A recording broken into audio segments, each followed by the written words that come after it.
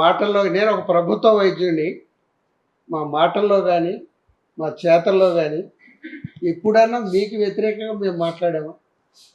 చెప్పండి. మీరు నిలబడి మీకు మళ్ళీ ప్రోత్సహించాం, మీకు ట్రైనింగ్ ఇచ్చినాం.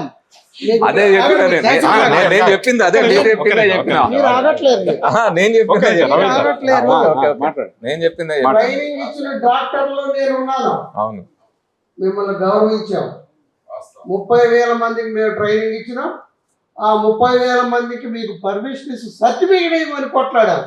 సర్టిఫికెట్ ఇప్పుడు ఎందుకు ఇవ్వట్లేదు? ఇవ్వమని కొట్టలేదు. ఈ బ్రదర్ మీరు ఎక్కడ? మీరు అవ్వచ్చు కాక మీరు సీరియస్ అవ్వాల్సిన అవసరం లేదు.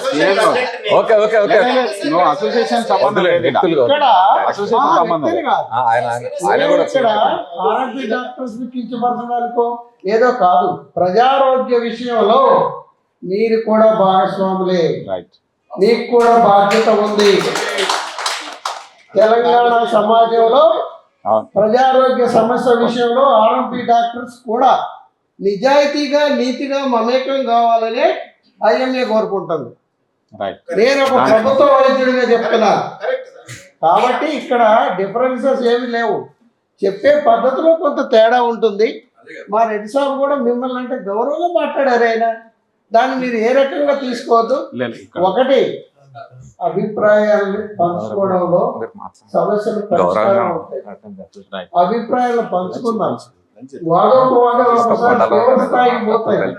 మన ఇండియా పాకిస్తాన్ యుద్ధంలో తుసిపోతాయి. అనుకుంటే సమస్యలతో మనం దీనిలో పడిపోయాను. అందుకని దయచేసి ముగ్గురు పెట్టండి. ఇక్కడ ఎవరికెవరు శత్రువులు లేరు. మేము అనేది ఒకటే, ఆర్ఎంపీ డాక్టర్స్ కొన్ని సూత్రాలు చెప్తామని మేము చెప్పాము. గ్రామీణ వైద్యులకి మన డాక్టర్ మన సోదరుడికి చెప్పాను కూడా నేను.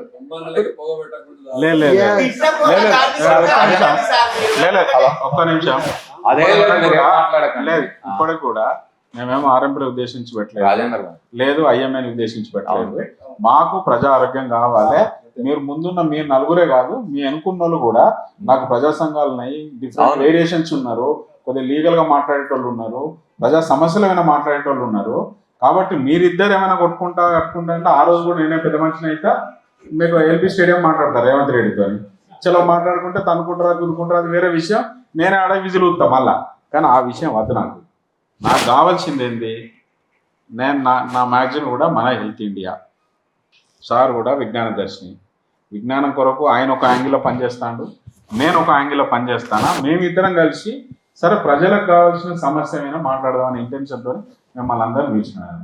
ఈ పిలిచిన ఇంటెన్షన్లో ఆర్ఎంపీలు గొప్పలు లేకపోతే ఐఎంఏలు గొప్పలు నేను ఎవరిని అసలు ఉద్దేశించే మాట్లాడాను. దయచేసి మీరు ప్రజా సమస్యల మీద ప్రజలకు ఏ విధంగా ఆరోగ్యం అందియాలి, ఏ విధంగా వాళ్ళకు తోడ్పాటుగా ఉండాలి, ఏ విధంగా మనం ప్రజలకు నాణ్యమైన వైద్యం అందియాలి, దాని మీద మాత్రమే డిస్కషన్ చేయాలి. దయచేసి ఇక్కడ ఎవ్వరం కూడా మనం మీ జీవోలద్దు మీ కథ వద్దు.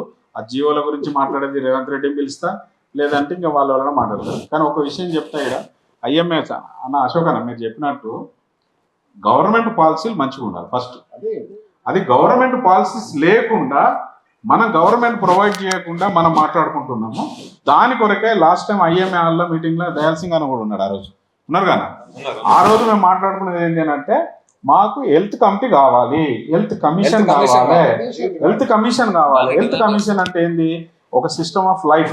ఇప్పుడు మీరు అన్నట్టు ఎడ్యుకేషన్కి సార్ని ఇచ్చినారు, ఒక అతను ఆకునూరు మురళి గారిని ఎడ్యుకేషన్ కమిషన్ ఇచ్చినారు. అట్లనే ఇది ఒక హెల్త్ కమిషన్ ఇవ్వాలా. హెల్త్ కమిషన్కి కోదండరామ్ సార్ కూడా మాట్లాడినాం. సార్ కోదండరామ్ సార్ కూడా ఒక 1 hour మన లంచ్ తర్వాత జాయిన్ అవుతా అని మాట్లాడి సార్.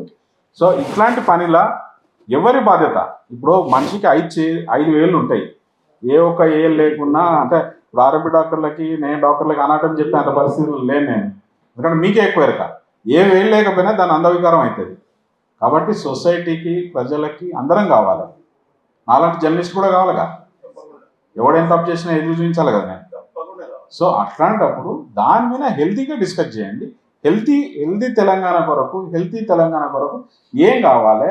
ఇప్పుడు పిల్లలు ఉన్నారు, ఇప్పుడు మా పిల్లలు కూడా డాక్టర్లు అయినా ఉన్నారు, మీ పిల్లలు కూడా డాక్టర్లు అయినా ఉన్నారు. ఇప్పుడు డాక్టర్లు అయిన పేరెంట్స్ కూడా పిలిచిన అశోకన్న. ఆర్ఎంపీ డాక్టర్స్ ఎవరైతే ఉన్నారో వాళ్ళ పిల్లలు డాక్టర్స్ ఉన్నారు ఇక్కడ. సో వాళ్ళని కూడా పిలిచిన. నేను అనేది ఏంటంటే వాళ్ళ అభిప్రాయాలు. లంచ్ తర్వాత ఒక 5 నిమిషాలు కొండలరావు గారికి, సార్ రిటైర్డ్ చీఫ్ ఇంజనీరు, ఒక 5 నిమిషాలు మాట్లాడినాక దయచేసి